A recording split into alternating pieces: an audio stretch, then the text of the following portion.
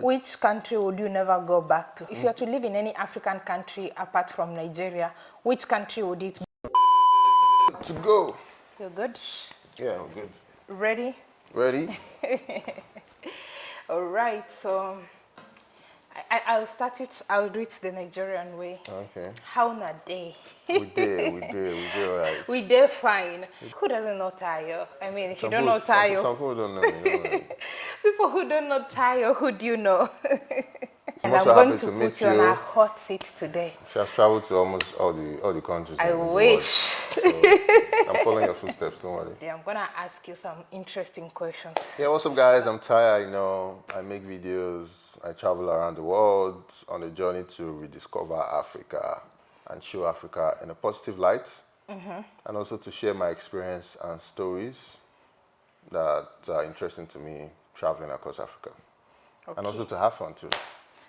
All right, fun is a must. No, but when you're speaking about fun, when you travel, what percent, if you want to put it in perspective, what percentage is fun and what percentage is work?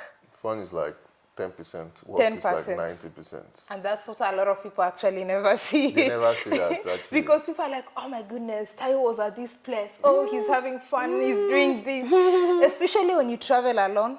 I'm sure you spend a lot of time filming that if you're going to spend a night in one night in a place, you might not even enjoy the place. I don't enjoy it. Like most times, if I have to spend a night in a place and I have to make a video about that place, I actually don't enjoy it at all because I have to make a video. The content. And then you spend the whole day making the video. In the evening, you are also tired. You just collapse and sleep. Memorable in a good way or memorable in a bad way? So we'll do both. We'll do both. Memorable in a good way. Let's start in a good way. I think one of my most memorable trips will still be South Africa. So I think South Africa, I went to South Africa during the pandemic. I was meant to spend just 3 weeks there. I ended up spending 8 months. And I was able to explore the country more, which was a good thing because whenever we were stuck in one place, I was stuck in South Africa, which is like a really beautiful place in Africa. I think me being there for that long made me really explore and experience the city like I was living there. And it wasn't just like, most of the time when we travel to places, it's just like you're just traveling there for 1 week, 2 weeks. You don't really get to experience. And you're rushing to create content. You just want to watch. But this one, I got a chance to really relax, live there. 8 months. 8 months is a very long time. That's like almost a year. Yeah. So that was one of my most memorable experiences. So the negative experience was when I got arrested in Ethiopia.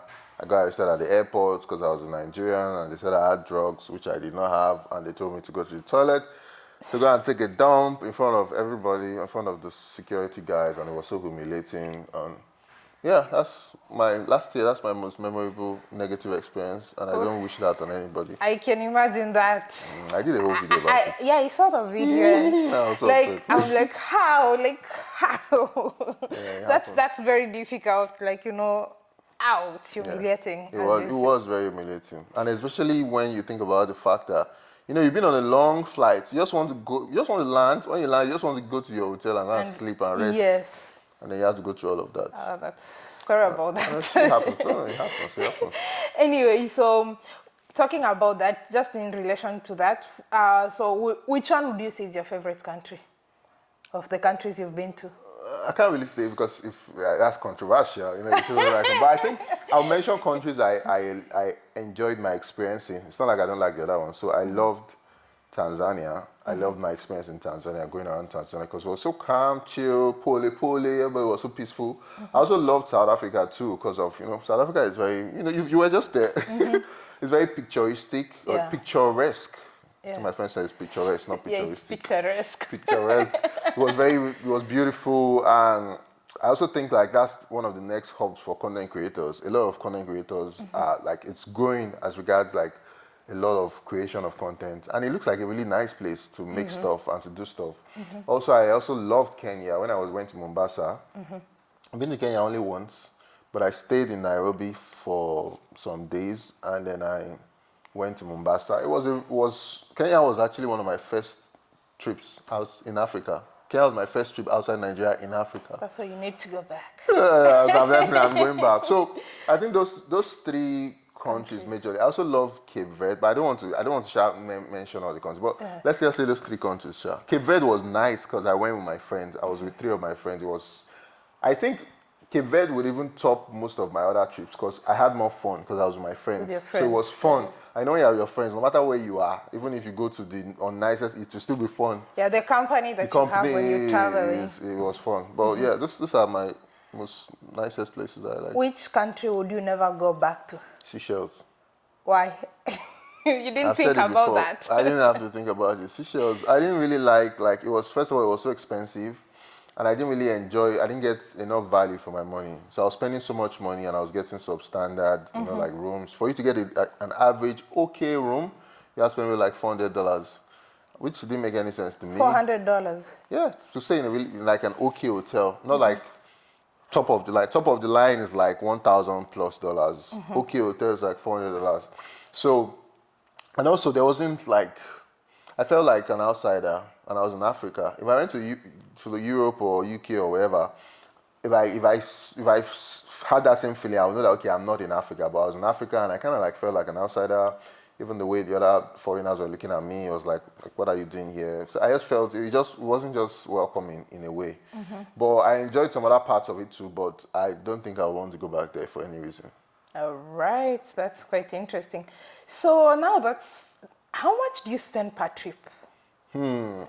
Like you mentioned, $400 per night, and you're there for 10 nights. That's 4,000. So it depends. I didn't. That's why I didn't stay in the $400 room. I stayed in the $100 room or $70-something room. So it depends. Sometimes, like my Seychelles trip, I think I spent over $5,000+, and that's still my most expensive trip. No, it was so much money. I made only 2 videos. I could make only 2 videos. And after spending 5, how many views did your 2 videos get, Chef? So I know you understand it now. When you spend so much money going to a place, you do videos, and then you don't recover the money. You don't recover the money. So, and also I didn't enjoy my time there as much as I would have loved to enjoy it. I just made, because I'm used to traveling and I'm used to stuff not going the way I want it to go. So I'm just used to just enjoying whatever happens, bad, good. I just chalk it up and add it to my experience being there. But I think that was. So usually on an average, if I'm going to a country, I spend nothing less than 1.5 on an average. 1.5. $1,500 per week or per month? No, per trip. Like most times, I don't spend more than 10 days in wherever I go to. So 1.5. 1.5, 10 days. Oh, you've mentioned your favorite countries, but now we'll open up the scope. So if you are to live in any African country apart from Nigeria, which country would it be and why? Because it's just very, it's chilled. It's chilled. Yeah, and I like it. I think it's chilled, and there's a mixture of different types of people. There's the black people, there's the, other people from other countries too. There's this mix of, I think that's one thing I've noticed. A lot of foreign creators I follow, I noticed most of them moved to South Africa, like the Sam Koda, the Maze. Wait, Sam Koda is in South Africa? Yeah, it's been there for like a year. What? Okay. Yeah, even Chelsea's girlfriend, even before they broke up, all of them were in South Africa. All of them, most of the top creators moved down there. Wow. So I see that whole ecosystem. I see it growing, and I think I would want to, if I want to go down there, I would like to live there and sort of like build like more of the black. I know there's a black ecosystem too of creators, but when it comes to like filmmaker creators, I don't really feel like it's like a whole lot like that. So I would like to be part of it or be part of people who build that up. Just like what we are doing in West Africa. Sam Koda making videos from South Africa on YouTube? Yes, it does. No, you don't see it on YouTube, but on Instagram. On Instagram? Yeah, it does. Okay. Your channel has really grown. I knew you when you were about 6,000 or so. Oh, wow. You're an OG subscriber. Oh, shit. I know. 6,000, wow. Yeah, and I've even seen improvement in your quality of content and all that. At what point can you say was like the changing point in your channel, or what video, or where did you, at what point did you get, because you've talked about you are being an Uber driver, and I think you are multitasking the channel and other things. So at what time did you are like, yeah, now I'm a content creator, I'm now a YouTuber? I think it was 2019, July. That was when I took YouTube serious. That was when I started making content consistently. And I can't really say at what time did my quality improve, but it was just a gradual process. You know, I'll make this video, I'll say, okay, this is okay, I can make it better, I'll do this. Even up to now, I'm still trying to improve. Like now, I currently shoot with like a Sony A7S III, whatever camera, but in my mind, I'm like, okay, what if I could shoot like, what if there was a better way to create better quality, you know, present this stuff better. Every day I'm always looking at, you know, what all the best people out there are doing, even in the movie industry, and I'm like, okay, why can't we have this on YouTube? So for me, it's always it's always a, like, consistently finding new ways to improve on your work. Did you learn, or did you come from a movie filmmaking background? Yeah, not really like a background. I had to learn filmmaking when I left Uber. So I learned how to make videos. I started making videos for people. They paid me money. And then I started using that money to fund my trips and my YouTube channel before YouTube started making me money. Is that what you learned in school? No, I read estate management. I learned real estate. Oh, no wonder you're so passionate about real estate. No. I always see that. There's some elements about it. Apart from the amazing adventures, there's also some element about real estate I see in your videos. Yeah. No, I do real estate videos. I love real estate generally, but like I went to school to study it, but at the end of the day, like I didn't really kind of like go into that line. But I went into that line via videos because now I market real estate for a lot of other people. But eventually in the future, maybe I might start my own real estate company. Who knows? Because I went to school to read it. You already know you have the background. I have the background, so eventually, who knows? All right. So why do you think your channel is growing? Why do I think my channel is growing? Because it's grown so fast in a short span of time. That's a very interesting question. I think it's just consistently learning. I think first of all, it's not even constant learning. It's just, I love making videos. I fell in love with making videos. So that way it made it easier, like all the problems that I could have faced, maybe like consistency, you know, like being ready to work hard. Just because I really love making videos, it made those things not seem like problems. So no matter what, I would still want to make a video.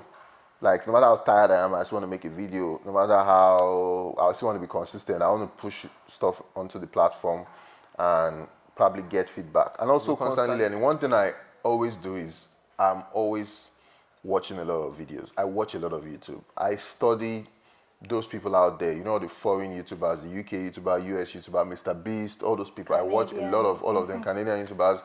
And I try to see, okay, like, if these people are making really high quality stuff, why can't our own stuff in Africa be as high quality as this? Why can't it be as good as this? Why can't it be as interesting as this? So for me, it's just it's constantly learning and finding new ways to make stuff, make it better. So where do you see your channel in 10 years? Man, I don't know, man. I don't even know how I see it. Do you think you'll still be doing YouTube in 10 years? I don't know. 10 years is long, man. You know, 5 years ago, TikTok was not even invented, or 6 years ago. So, even how many years ago did they even invent all this iPhone and the rest? So, I don't know. Maybe there'll be another platform. Maybe there'll be another. Maybe maybe they'll put something inside our head, which is what the world is moving towards, and then we'll just be seeing screens. And we'll just. Where do you see your own channel in 10 years? You think you'll still be doing YouTube? I don't know. I'll probably be doing. I don't know. You don't know. You can never know because you know the funny thing is, if we really look back and look at all even like many of the top US YouTubers that we used to follow, many of them have stopped doing YouTube. Yeah, many I don't know why. Top people, because eventually as you grow older, your interest changes. Do you think you always like making videos forever? I think I will like just that maybe it might be different videos. Like I see. It's possible. So Casey doesn't even do videos anymore. Like if you look at many of them, Casey, Liza, I mean, the only people that are still doing YouTubers, yeah, they don't do videos anymore because they've moved on to other stuff. You know, this YouTube thing, it's not easy. It's work. Yeah. You know what it is? You are from here. I'm sure you already have like 3 other countries you want to travel to and go there and start walking up and down the street making videos. You get to a point where you just get tired. It's like by the time you want to, maybe you've already made money, you've built your house. You are already calm, you are chilled, you have your nice car, you are chilling, you have other businesses. You don't want their hassle, you don't like want any stress, right man. now. You now go up and down and then some immigration guy will start telling you rubbish. You'll be like, what are you saying? Your guy shit something. Actually, that's a good way to, even like Yeah. I've also thought about it. Sometimes I'm like, people ask me that and I'm like, I really don't know. I think what might happen, what I see happening eventually, like for me, what I kind of see happening is I kind of see myself transitioning to a point where I'm still making videos, but not, it might not be for YouTube, it might be for Netflix, it might be for bigger platforms, where it's like there's more time spent in the production, so we can spend 3 months making one video, and that might be a documentary or a movie, and maybe, so we can make like 4 of that in a year. Yeah. And we're good, because it's not even, YouTube, you have to make like 1 billion videos. I know. With Netflix, if you make one in a year, Even see many one. of the movies you watch, it's one. They make one and then they make so much money off it and everybody's calm and chilled. Yeah. So yeah. Okay. Any advice that you'd give to an upcoming creator? So what I would say is just fall in love with making videos. I think once you fall in love with making videos, every other thing will fall into place. Because when you fall in love with making videos, being hardworking, being consistent, being innovative, all of that will come easily. So, many people will say be consistent, be this, be that. But mine is just fall in love with the art of actually making videos. Fall in love with wanting to tell stories, wanting to share with the world, wanting to also give value to people. And if you fall in love with all of that, every other thing would fall into place. I love making videos. That's why I can keep constantly making videos, even when I'm having headache, even when I'm tired. Do you know I don't like flying? I don't like planes. Sam. I don't like planes, but because I love making videos so much, I will still enter that plane, even as much as I don't like it. I'll travel to any place. Have you always not liked it? So I've not always not liked it, but then I started not liking it after some time. Because when it started getting too much, I think you're the same thing I too. relate because I'm like in a certain tube up Up there at so much speed, several anything hours. can happen. My best moment is landing. Landing, when you land. No, land and you've picked your bag. You've gone through immigration and all that, so you're picking your bag and getting out like, ooh, traveling is so stressful. A lot of people just see it, they feel like it's chill. Definitely, I enjoy it. I would rather be doing that than be sitting down in one desk somewhere doing all of that. But it's very stressful too. And then anything can happen. Like you can be in a country and then you just have to figure it out. But that's what makes it stressful, also makes it interesting, because every day you're getting to meet with new people, getting to go to new places that you would never have gone to in a normal day. So yeah. Okay, all right. So thank you so much. Thank you Thank for you very sharing. much. Oh, thank you for this conversation. Yeah, I appreciate. Thank you for having me on your go channel. make sure you check out his YouTube channel. Please. He's one of the most. I must admit, I like your content because the filmography that goes in it. I love it, and I've seen it improve over time. And it's easy to enjoy your content. It's easy to watch. I think you have high retainership in your videos. Yeah, for watching to the end. Sometimes I think so. Because his content is amazing. So in case you're not subscribed, I'll definitely leave a link to his YouTube channel. Go check out his YouTube channel. Fine boy like this. Why are you not subscribed? Fine boy like this, I'll subscribe. All right. So until next time, you have to teach me something. How do I say goodbye in your language? Please, not Odabo. Odabo. Yeah, Odabo. Until next time. Until next time, I'm Maria later. Odabo. Odabo.